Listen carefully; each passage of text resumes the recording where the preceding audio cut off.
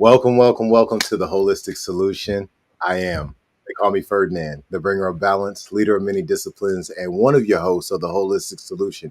And we're here with the amazing, the she's up there, Dr. Erica Steele. All right, yeah, here Hi. she is. Right. Yes.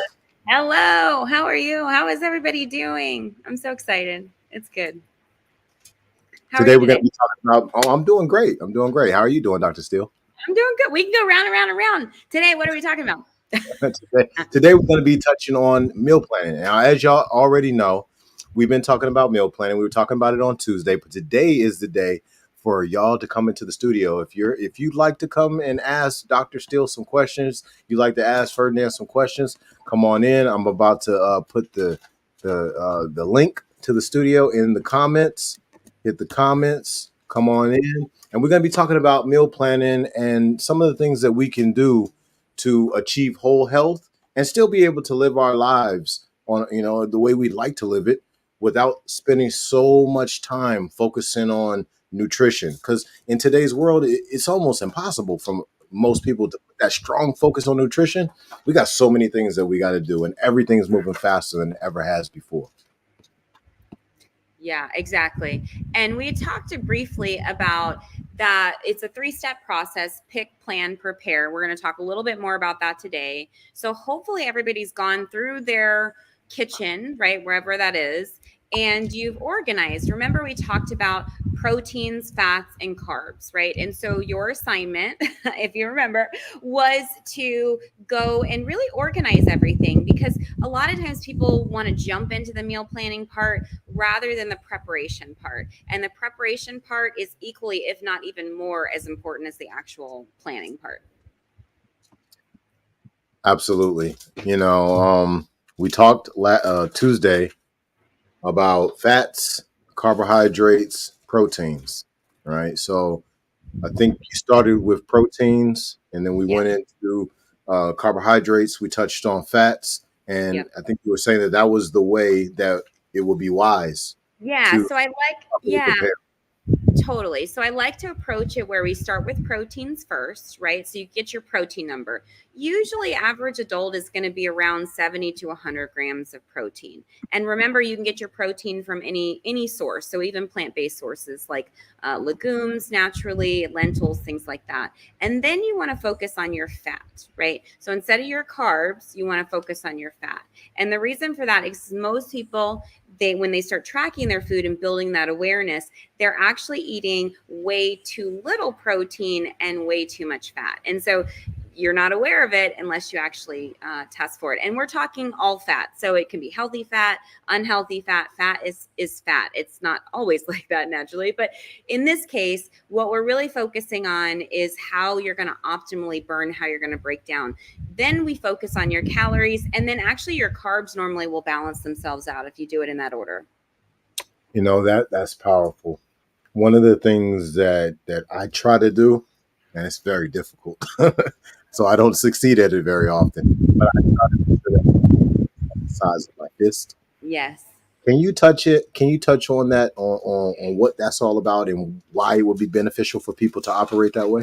Yeah, and actually I have a guide that I can throw in the Discord that actually has that. Like it's a whole thing that has that I give to patients.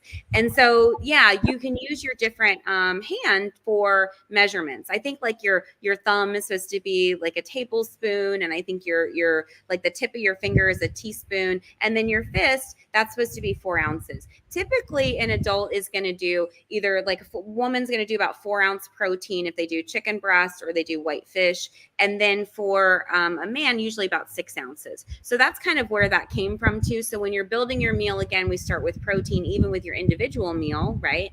And so then you work into the fats, and then you work into the calories, and then eventually the carbohydrates balance themselves. So pretty much when you're looking at your lunch or your dinner meal, typically you're going to have mostly lots of vegetables, a little bit of like legume, lentil, that kind of thing. I like quinoa and things like that because they give me protein as well, right? And then you'll have whatever protein source that you have, either additional plant-based proteins or fresh fish or chicken breast. I really don't tend to recommend the other types of animals. I know people do like to eat them, but it's simply because they're really high fat. I mean, chicken is like on a on the edge anyway, obviously, just because of what's been done. So, and then catching your fish is going to be better than your standard wild caught, or excuse me, farm raised fish. Yeah, out there, out back. Yes, so definitely. So I'm going to take advantage of having a Dr. Steele on the podcast, and let's just do a case study on Ferdinand's meal planning. All right, let's talk about So it. Yeah. Ferdinand is very similar to Dr. Steele when it comes down to quinoa. So I try to get quinoa on a regular basis, a lot of protein from it. When it comes down to the fats, that's where I'm slacking. But I'm thinking that my fats, one of the best ones would be for me the avocados, Mm-hmm. and I got Yep. slices of avocados in my food. Um, I do a lot of canned vegetables. I do a lot of. I mean, I do fruits. Usually, what I'll do is I'll take one of these, right, Mm-hmm. and I'll pour it in my jungle soup. Not all of it, but I mean, like, like a handful. Yeah. And And what's and that? this is What's that usually one where I'm again? getting like And what's that again? this I is couldn't the get this is the salad. antioxidant salad topper. And what? So let's Yeah. look at let's test Ferdinand. So let's look at your Okay. nutrient facts of that. What does it say? All right. And before you look at it, All right. hold on one second. Before you even look at it, what actually, right? Oh my gosh. Hold on one second. I got a Discord phone call. Hold on one second. Let me Oh, turn it on. Yeah, that was wild. So anywho, so before you look at it, why did you choose that for your meal? Is it serving a protein, a fat, or a carb? that right there is a great question. I would say that protein carb. I would say that it serves on the carb side. What Yeah. what do you say? So okay. So tell me how many grams of protein is in there? Okay, 3 grams of protein. All right. And how many grams of total fat? Total fat is 6 grams. Okay. And then how much carbohydrate? 16 grams. Yep. So it's high carbohydrate, right? It's high fat because the ratio is pretty high, and low protein, Yes. right? So this would definitely be, now it's okay if you have a little bit of fat, like that 6 grams. Just know typically, like, a woman's going to be around 30 grams of fat per day. A man's going to be around 40 grams of fat per day. So if you use 6 grams, right, then you've got a budget for the rest. Yes. So Absolutely. it's not a matter of, but I want people to really start thinking about why they're eating what they're eating. Not Yeah. just, oh, this looks good. Oh, this has cute marketing. Oh, this looks relevant and makes me feel like I'm healthy. Like, because remember, it's like a mullet. It's business in the front and party in the back. So you Yeah. have to flip it over, read it, look at it, take it in.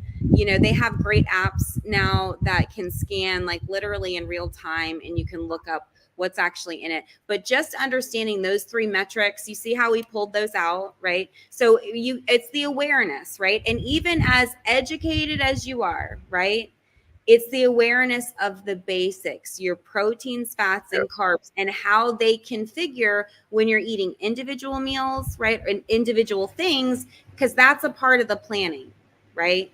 It's like, I love avocado, but one avocado is 22 grams of fat. If I can only budget for 30 grams of fat in a day, one avocado is going to be pretty expensive. Yeah. So I may do a quarter of avocado, right? And cut that down rather than having the full thing, It's right? funny But you say yeah, that because I'm thinking about the days where I'm at Kava, and and if I tell them, yeah, I want avocado, right? They always cut it in half, and they only give you half of the avocado. uh-huh. Well, you know what? I mean, I love kava. Oh my gosh, love, love, love. But it is high fat. I mean, you when you go to kava, even though it is definitely healthier, we know that it's going to be high fat because it's got all the feta and it's got the tzatziki and all that kind of stuff, the hummus, and hummus is great in terms of a protein source, but it's still high fat. So just keep all of those things in mind when you're planning. Now, I know that's going to open up a whole nother world of overwhelm, but really keep it simple. Remember, I said just focus on your protein. So one piece of fish typically is about 18 grams of protein in it, and things like tuna, like those tuna packets, are about 16 to 18 grams of protein and like hardly any fat. So really great ratio. So the reason that I can tell you all this stuff is because I've done this myself. So there's a lot of trial and error. Maybe I eat fish but you don't, or maybe you like this particular thing or you don't. It's really about taking the overwhelm out of it, right? And starting slow and starting small. That's why I really recommend going into your kitchen and just start organizing what you have first, and then where you need to fill in. Oh, I have a lot of fats, or oh, I have a lot of carbohydrates, or I don't really have diverse proteins. Maybe I need to try some different things. Right. Yeah, yeah, I agree, and I appreciate you breaking that down about the trail mix, because I would imagine there's a lot of people out there who are eating trail mix and they're not really thinking about those ratios. You Yeah, know, budgeting on your fats, budgeting on your proteins, budgeting on your carbohydrates, because yeah, this is a lot of carbohydrates. And, we're talking about a serving size of a quarter cup, yeah, so I'm easily using about that much when I pour it into yeah. a meal each day. But I need to have a certain amount of movement to Well, burn all those carbs. yeah, and think about this too. Like that would be a good like breakfast. Like that would be good. Like maybe if you do like some Greek yogurt, you do some yogurt, you do some berries, and even though it ferments, it's still, like when you start to get into it, you can get really, really granular with it. So I just want you to know there's nuance to this, but at the same time, like let's say you're going to do like a coconut yogurt, low fat coconut yogurt, you're going to do some berries, then you throw that on top. Why? Because it's got a good carbohydrate. Remember, we get short-term energy from carbohydrate. So that would be a great thing in the morning, that good, like, jump start for your day and get it going. That's really what it would be handy for. The other thing too is like, let's say, like, even though it's marketed as, let's say, trail mix, you may want to go and buy it for, let's say, a trail, but that's actually not what you want, because remember, when you're going on, let's say, a hike, you need more long endurance. So that's where you need more of like the higher fat. So like peanut butter balls, protein balls, or like the what do you call them, like the food bars and things like that. Though that's where those really come in handy, because again, you're going to need that long-term energy store, so you can handle a little bit of a higher fat content in that. So you see, there's a different way of thinking about this. And don't assume, I said, patients, every time they come in, right, it's like the same process. Like, I don't want to track. And I'm like, we're still tracking. Yeah, but I'm not tracking. Okay, yeah, but we're still tracking. And I mean, there's so much resistance to tracking. And all I can say is, when there's a lot of resistance around even looking, right, even seeing, we know that we're avoiding. And what are we avoiding, right? We're avoiding ourselves. We're avoiding, Yes. looking at ourselves, loving ourselves, nurturing ourselves, emotionally giving to ourselves, soothing ourselves. And we're acting out as children would, right? And feeding into addictions. So we definitely want to be aware, right? And so not getting into this space of judgment, because so many people want to judge themselves about what their behaviors are, not realizing that by and large, human beings are relatively similar in how they approach things like meal planning, right? Now, maybe the food choices in that meal planning may be unique culturally, but by and large, people still have the same similar human, the resistance and the breakdowns and the, all of that around it. So if we can say, okay, I'm going to approach this completely new, like I know nothing, right? My one of the easiest patients that I worked with, she was much older than me, but she had only a fourth grade education, and she did amazing in a short period of time. Like, it just shocked me. She came in and she had like hypertension, she had diabetes, all the metabolic things, right? And she needed education about diet and water and all the things, and stress. There's all this stress. Even though she was in a loving marriage, there was stress. And so teaching her how to communicate, teaching her how to express. And she came to me one day and she's like, oh, it was like 6 months. She's like, okay, I'm good. And I'm a very result driven practice, right? So that's how we gauge where you are in the process, right? And so I go, okay, well, let's look at, what results we've gotten. And sure enough, she hit everything. And I was so proud of her. And I said, of course, like, you have the tools that you need. And why I was so impressed and what really made me aware is, so much we get into, oh, we need intelligence, we need to go to college, we need to do all this stuff, right? But in reality, the more you get educated, right, the less malleable you tend to become, because the more you think you know. So when you approach in situations from a childlike perspective, like meal planning, like, that's why I love, involve your kids, teach them about their food, make it a fun family experience, and that way it'll be long lasting for generations to come. Absolutely. All the parents out there, all y'all adults out there, thank y'all for being here. Please love, like, comment, share. But I would like to give you a couple of tips on why meal planning would be very beneficial. It saves a lot of time, and it helps you. One of the biggest parts about meal planning that for is the reason why I would recommend it to so many is you you not only save time, but you create a certain amount of consistency with your nutritional content that you put into your body. So you're not ripping and running so fast every day that you're guessing. All right, well, today, I had to go and do this for the mayor, and I'm close by Chipotle. I ain't got that much time, so you figured it out. Then tomorrow, you went ahead and you ate healthy. You ate healthy for 2, 3 days, and then you go back to Chipotle or you go to some other location, right? Which nothing wrong with Chipotle, but the point is with meal planning, put yourself in a position every day where you know exactly what amounts of carbohydrates, fats, proteins that you're getting. And then if you are properly regulating your movement, your sleep, and things of that nature, you're going to see a large increase in your energy in a very short period of time, right? And this will all come from just kind of changing up how you do one thing, which is the meal planning. You might stay the same with everything else, with sunlight intake, water intake, exercise intake, um, writing your goals, all that kind of stuff. And then you just make small changes, right? But maybe the meal planning is where you start. But if you're living in a world, like if you're living in the same world I'm living in, it's moving real fast. There's a lot of expectations on you on a regular basis. So I highly recommend that you put meal planning in place simply for that reason. It'll give you the opportunity to put more time into the things that you feel are important and not have to feel so heavy that people are pulling you from this way, pulling you from that way. So give it some thought on the meal planning.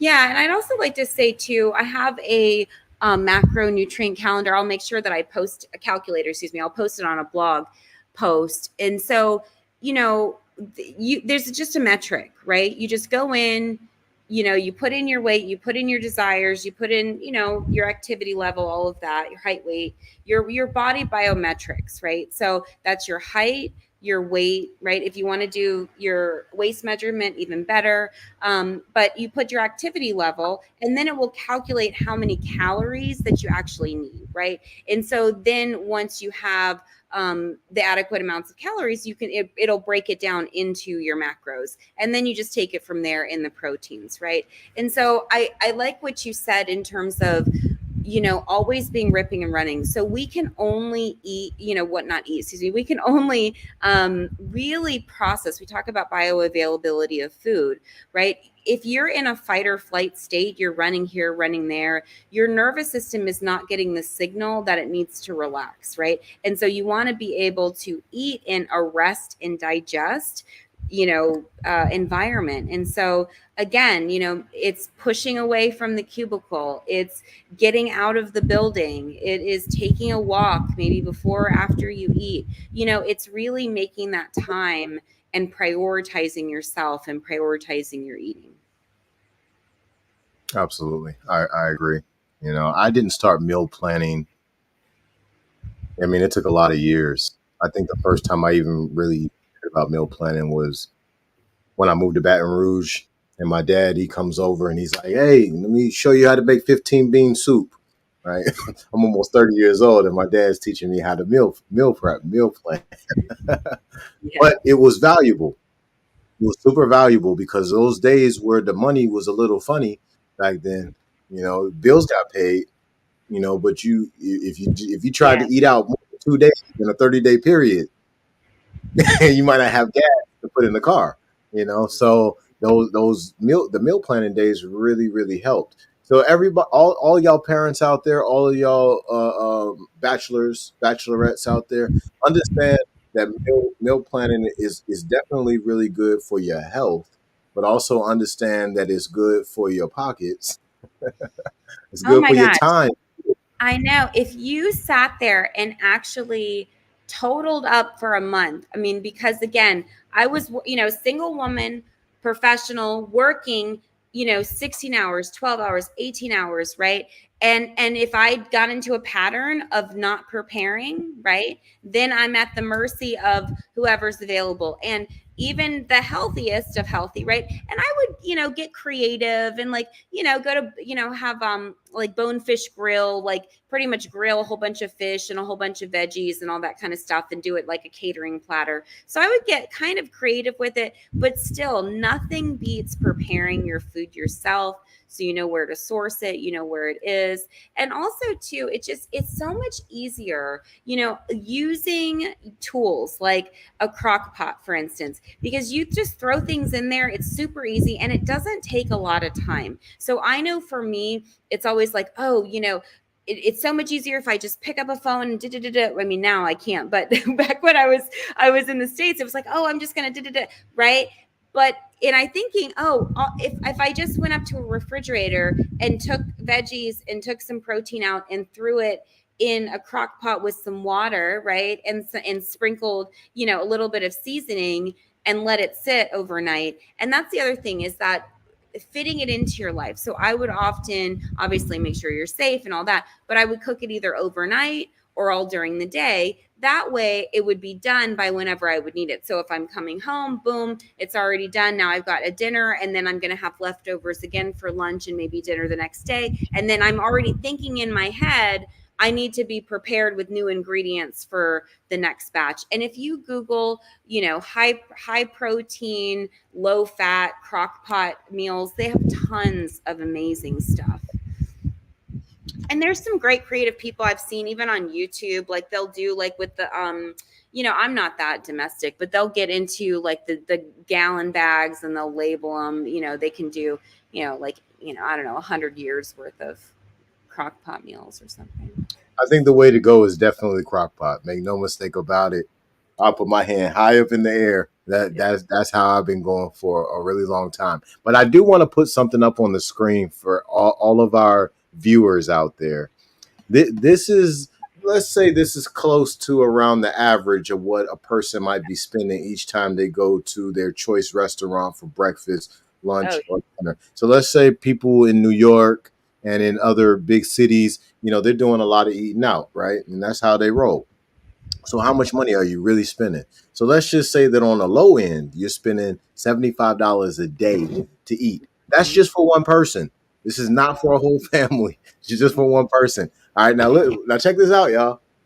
This is this is this is $75 times 30.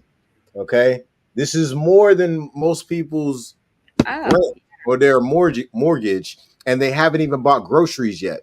This mm, is just from eating out.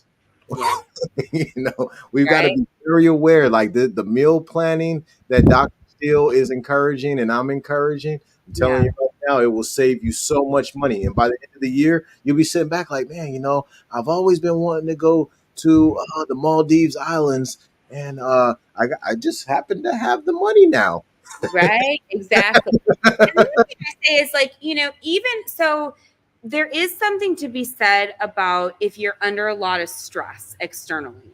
So if you're, let's say you're moving or you're in the middle of a divorce or, something's going on with your children, if you're going through some major life event, meal planning probably isn't going to be as accessible, right? And why is that? Because you only have a certain amount of energy to do a certain amount of things. And so if your energy is being emotional energy is being used, let's say over here, over there, naturally then you're not going to have the energy that you need in order to plan and prep and think. And so really it's about taking the stress off the brain. It's so funny. I was when we were in the green room right before the show, we were talking about, I'm just kind of relaxing and organizing just my desktop on my computer, just all of the clutter and just clearing it off and organizing it and getting a system and a process in place. We don't realize, when we have things building up over here or things building up over there,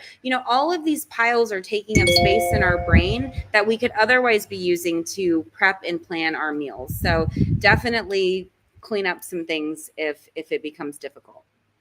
Yeah, that's huge. Is there's a correspondence, there's a correlation, there's a connection between cleaning up your closet, cleaning up your house, and then what happens in your mind, what happens in your spirit. It's almost like shaking off skeletons, Yeah. that's deep in your closet or something like that. Or maybe there's some different traumas that a person may be having certain perspectives on, and cleaning out their closet helps them to dig deep enough to touch it, in their brain.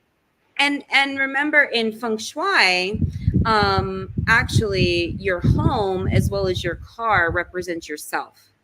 So when you notice, right, your environment is getting cluttered or getting disorganized or getting stressful or is just not really working, that's really letting you know the incongruence in the brain. And so you may not be aware of it because naturally it's very difficult at times to see our shadow. And that's why it's so helpful to speak to other people, speak to a professional, and also listening and get outside of your friend circle. Because oftentimes we train our friends to empathize, sympathize, even in the worst of shape. And even if they are more of a hard hitting, I'm going to tell you the truth kind of friend, they still have bias, hopefully. They still have your good heart in mind. So Yeah, yeah, that's important. We want to surround ourselves with individuals who are operating a certain kind of way. But I want to touch back on I want to rewind just for a second and touch back on what you were just saying about the meal planning and stress. So yeah, if you got some heavy things going on in your life, it might be a little challenging to do meal planning. Um, but if you do have a bunch of things going on in your life, you might be able to a create less stress mhm. because of meal planning, because it's time consuming to have to cook every day. Or you got to say, you know what? All right, boom. Gas is $8 a gallon. All right, let me go ahead and spend $64 to drive to my favorite restaurant and back. Every day, I'm more gas in my car, and it's Yeah, costing me, whatever. And then once I make it to the restaurant, it's costing me what it of costs. course. And then I come home, I eat the food, and I'm feeling a little lethargic. I'm, Yeah. I'm I'm not feeling as fluid. I'm not able to move real easy, right? So the meal planning can help to mitigate those types of issues. And if you're already dealing with a whole lot of stress, it'll help you to mitigate some of that stress. Now, I'm gonna tell you what my daddy says. He says this all the time to this day. He says, "Hey, son, stress kills faster than a bullet." And the reality of that is it's so true. I heard one of the scholars say on one of these interview videos that there's so many people who pass away on Monday morning at 9 o'clock. Right? Well, why is that? That's stress. Okay, so we can take as much of that stress off of ourselves as possible. We're creating a win for ourselves. Now, obviously, it's meal planning. It's only so much stress you're taking off. But what we want to do is we want to do this, Mhm. just one thing at a time. Get used to it. Once we make one step, 21 days or longer. All right, now I'm ready for another step. 21 Mm, days or longer. Now I'm ready for another step. Right. And then maybe what you do is you start with meal planning. yeah, exactly. And I think that from a male perspective, that makes total logical sense. However, I would also like to point out from a female or an emotional perspective, because you don't have to be a female or to be emotional, obviously. Um, but remember that the throat is a two-way channel. So you're either going to express yourself or you're going to stuff it down. And so there is a thing in terms Sure. of avoiding and not looking and not wanting to see, and using food to self soothe, especially if you don't have a lot of self soothing tools, right? If you're one of those people who are told, I'll give you something to cry about, or, you're, crying is weak, or any of those crazy monikers that any of us were taught as children.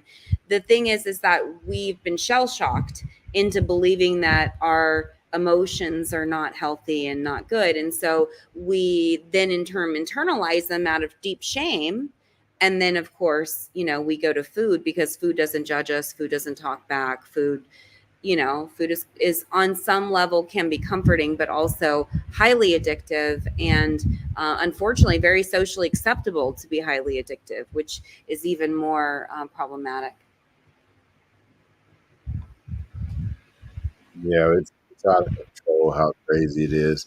Yeah, all everybody out there who's came and been a part of Holistic Solution today, thank you so much. Dr. Steele and I, we're so happy to be able to come and bring knowledge, to bring truth, to bring solutions to this space where we all should be moving down the pathway of becoming whole. And if you desire to become whole, listen, we got the links over here, all right? I'm about to put them up on the screen. Holistic Family Solution, excuse me, Holistic Family Practice, VA.com. Go on over there and hit up Dr. Steele. Support Dr. Steele. And let Dr. Steele support your family. All right. Let me go ahead and put up another one.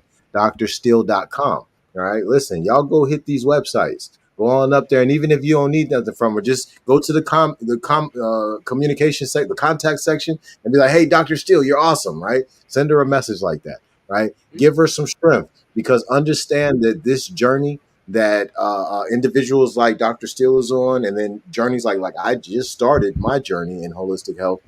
These are journeys that are sometimes that we do them alone.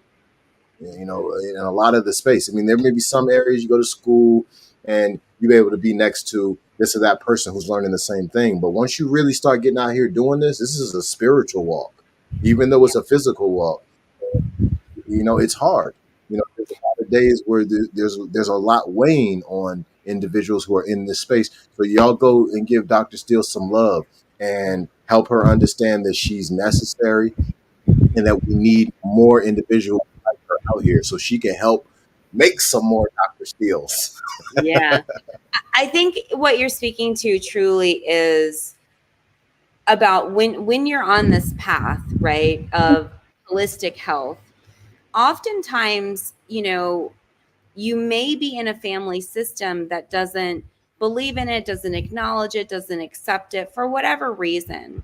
And so you can feel very ostracized. I'm very fortunate. I didn't have that components of it, but a lot of people do. And they didn't grow up with a lot of these different things. And it's very foreign. And as they're speaking with friends and family, they're realizing, oh, wow, like we really are in a very different place.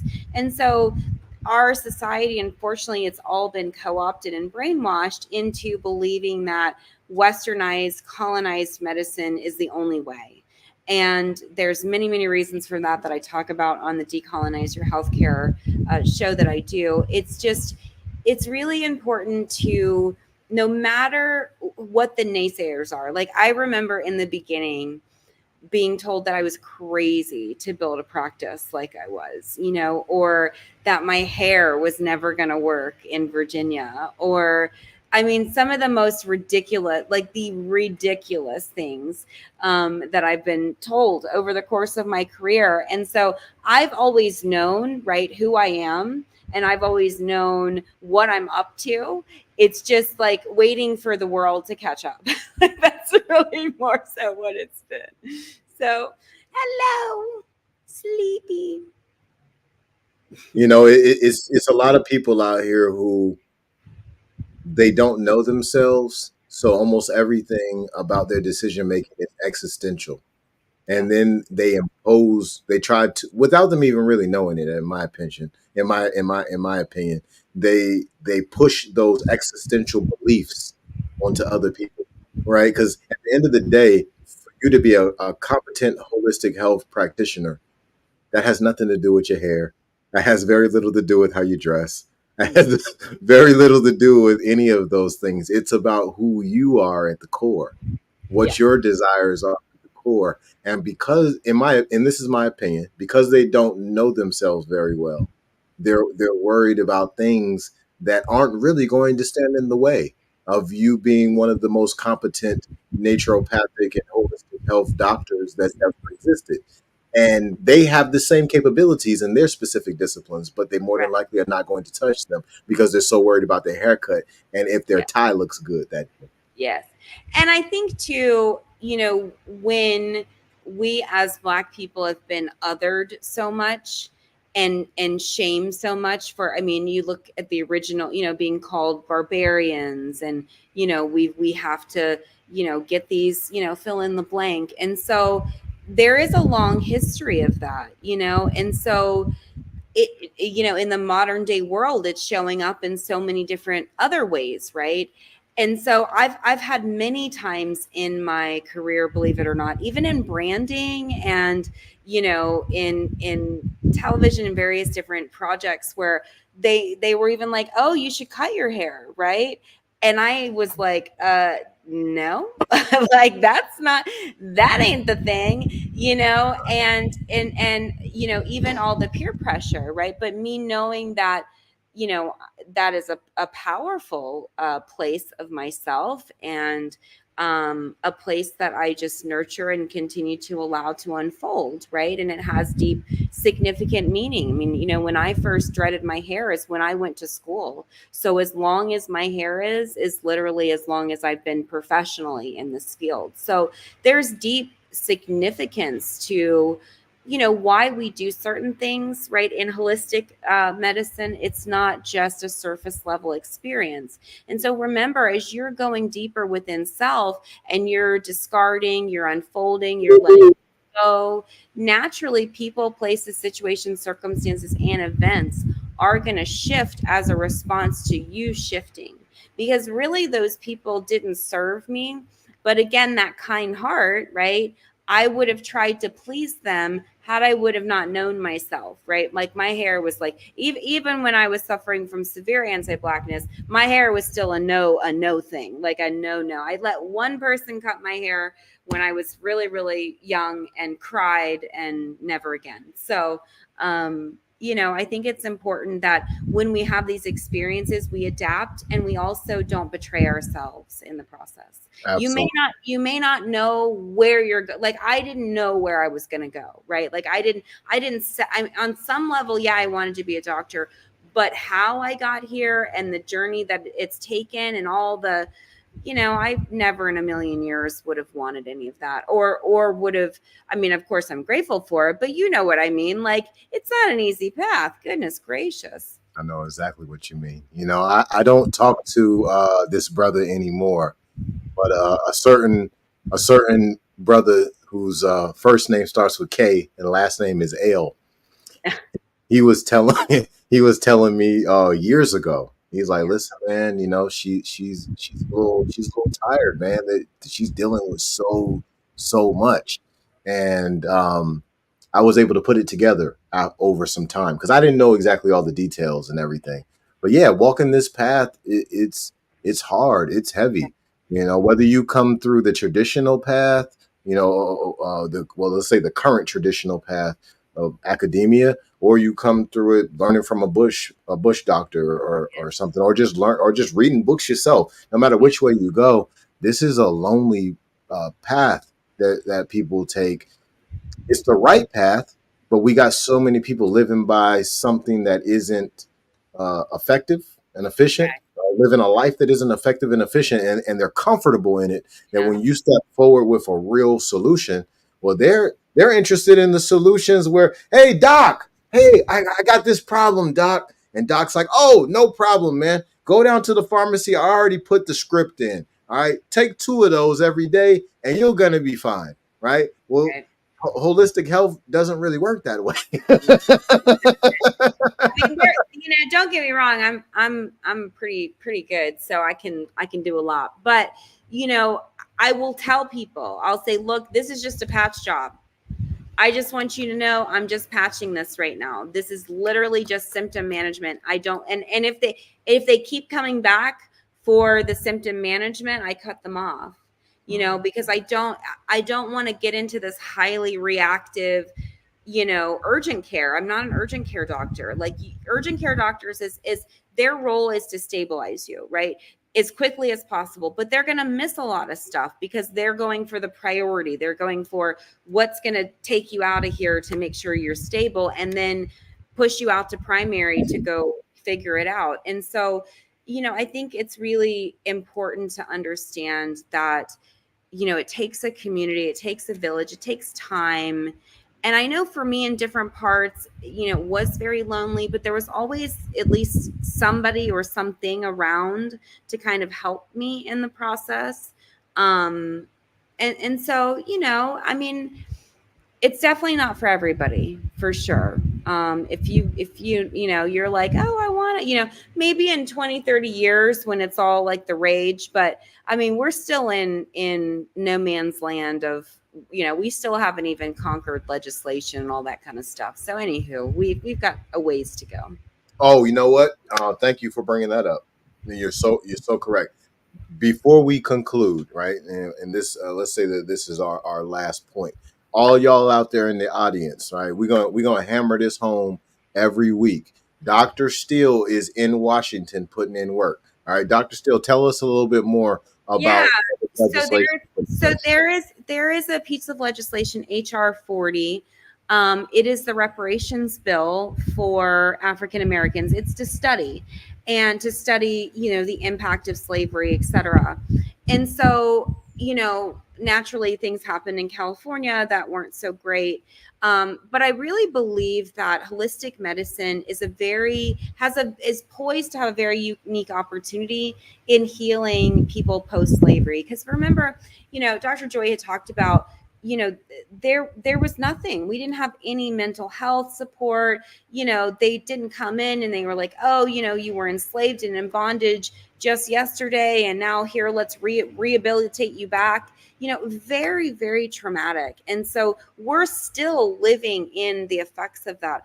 Consider how neurospicy everybody is, how sensitive everybody is. There's a reason for that. All of these atrocities and all these traumas from the past have been passing through the DNA, the intergenerational trauma. And so now our nervous systems are so dysregulated. So we really, really need study. We naturally know that the entire medical system, the Western medical system, is incredibly flawed. There are some, medical doctors of color who are on the front lines of that, really working hard, and I commend them. But the whole system was built for a white male, and so I really don't see it. We need to study this. We need to study the mental health, the socioeconomic components. We really need nutrition, and so definitely we'll post a petition.